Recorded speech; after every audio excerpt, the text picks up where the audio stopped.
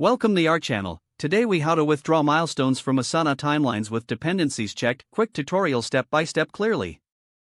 Open Asana and navigate to the project containing your timeline. Locate the timeline view within your project dashboard. View the list of tasks and milestones displayed on the timeline. Identify the specific milestone you wish to withdraw. Ensure that dependencies related to this milestone are clearly visible.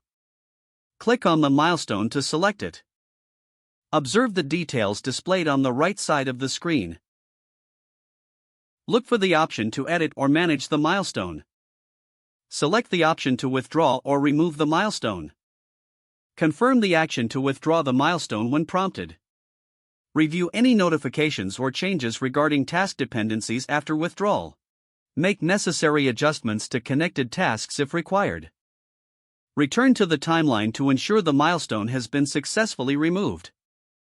Check the overall project timeline for any impacts on remaining tasks. Repeat these steps for any additional milestones you wish to withdraw. Finish by reviewing the updated project status after all removals.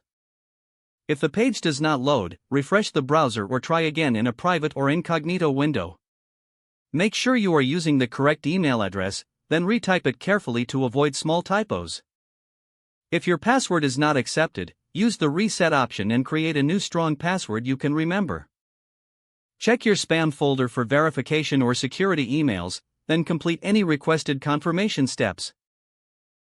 Enable two-factor authentication if available to improve account security and reduce unauthorized access risk. After signing in, review your profile details so your contact information and settings are accurate and current. If you see an error message, note it down and try again after restarting your device and internet connection. Log out when you finish, especially on shared devices, to keep your account and payment information secure.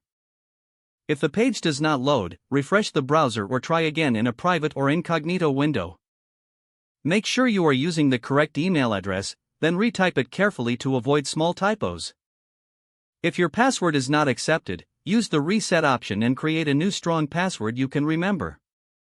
Check your spam folder for verification or security emails, then complete any requested confirmation steps. Don't forget to like this video and subscribe to our channel for more step-by-step tech guides.